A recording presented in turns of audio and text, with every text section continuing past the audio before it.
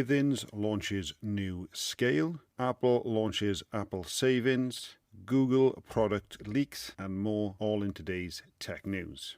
Back in November, 9 to 5 Google reported that Fitbit would be working on a kid's smartwatch. Now, it looks like the images for this wearable has actually been leaked. Yesterday, there were some images that were actually shown on 9 to 5 Google as well that showed a flat watch surface and with rounded corners, and you can also see a little camera at the top as well. Now, the screen itself is small with big, thick black bezels, which, to be honest, on a kid's watch isn't really that much of a big deal. And it's going to be bulkier than the Sense of the Versa. I'm probably assuming that's going to be over for like the batteries, especially with the kids watch. You're not going to be want to charge that every day. Now, the original rumor said that the Fitbit's kids smartwatch product had a 2024 launch. Obviously, things can change, especially with the Google event is coming up. You don't know if that's going to be unveiled, even though Fitbit is still running as a separate entity. Google is slowly pulling that in closer and closer, as we've reported on in the past. So we may also see an earlier timeline with that brought in. Withins has launched 2 new scales, and they are coming in as the Body Smart.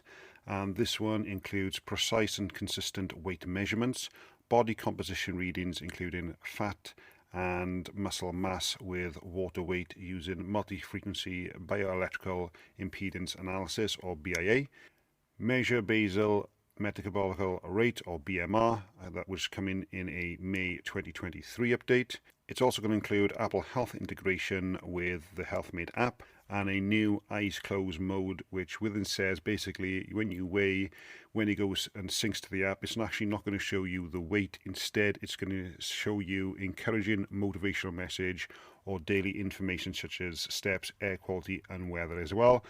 It's also going to have a color LCD screen. It's going to be compatible with 8 different users, and it also allows you, if you're pregnant, to be weighed on there so you can help and track your pregnancy as you go along. And it's going to also include a baby mode as well, and it's going to be available in black and white, and that's going to be priced at $99.95. And then if you want to go up with the body comp and body scan, that is going to be at $199.95. That's going to have everything that we've already mentioned. It's also going to add the vascular age cardio assessment, nerve assessment, and also electromyography activity score as well. And it's also going to have 12 months of Withins Health Plus service as well.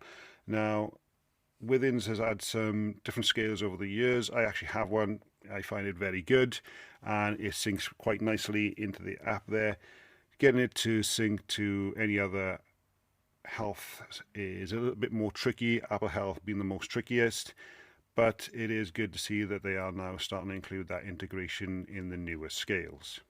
This year, Motorola is expected to launch 2 foldable phones to compete with the Samsung Galaxy Fold.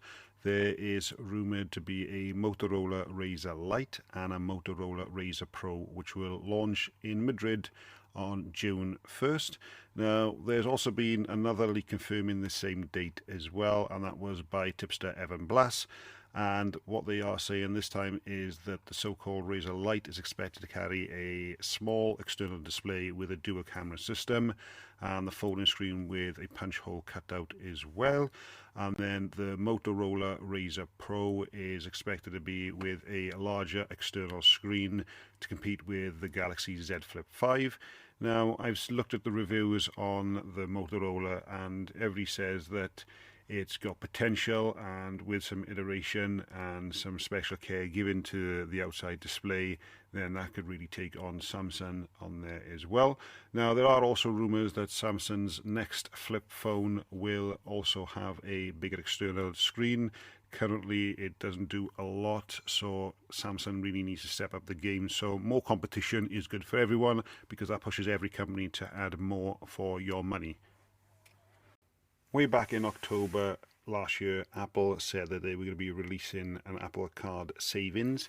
Now, they've actually done good on this and come out with a decent savings rate of 4.15%. And again, it's from Goldman Sachs, who also do the Apple Card. Now, you do need to be 18 and older, and you also need to have the Apple Cash available, so it's going to be US based only at the moment on there. Now, the new savings account builds upon the financial health benefits of Apple Card users already, so there's absolutely no fees, daily cash on every purchase, and tools to encourage users to pay less Apple Card interest. So this is going to help you save and use your Apple Card, which is obviously good for both Apple and Goldman Sachs.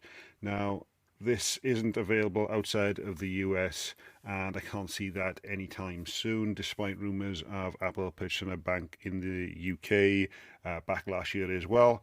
So the financial regulations are completely different here as they are to the US. So I think it may see some time before we get anything like that from Apple. Some rumours have started to come out regarding Google's Pixel 7a, which is expected to be announced at Google I/O 2023. Snoopy Tech on Twitter says that the Pixel 7a is set to arrive at retail stores within the next 14 days, ready for the launch, and that there was currently no signs of the Pixel Fold yet. And also they are saying that there's going to be no rumoured jade colour for the Pixel 7a, so that is going to leave you with the black, white and blue colourways, if obviously reports are to be believed.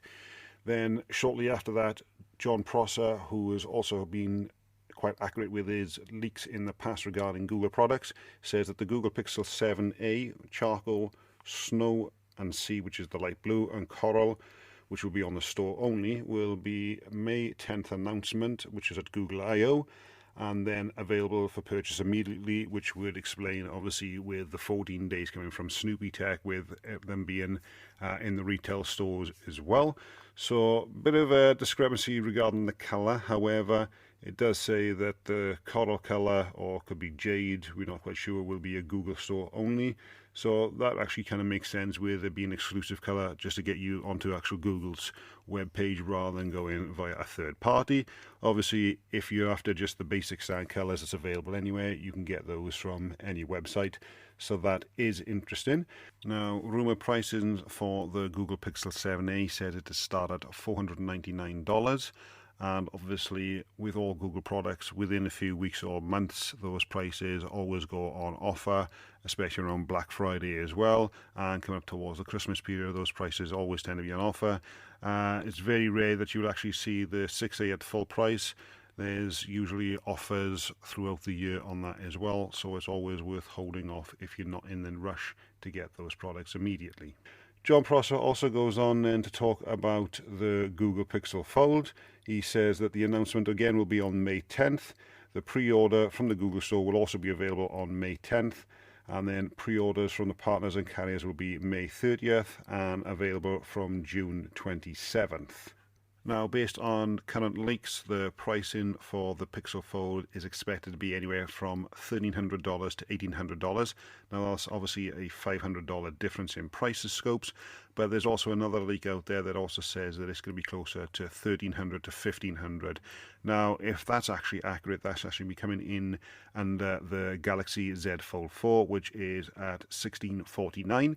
Now, I think Google really needs to come in under the Samsung prices, because it's going to be a first generation, and hopefully if Google doesn't kill it like they do with a lot of other products, then there's going to be some room for iteration. But we are going to need to see them be more competitive than Samsung. So it's not just about design, but also price is going to play a big part, because Samsung's on their fourth folding phone now, whereas this will be the first one, and obviously you expect a bit of hiccups with the first generation product.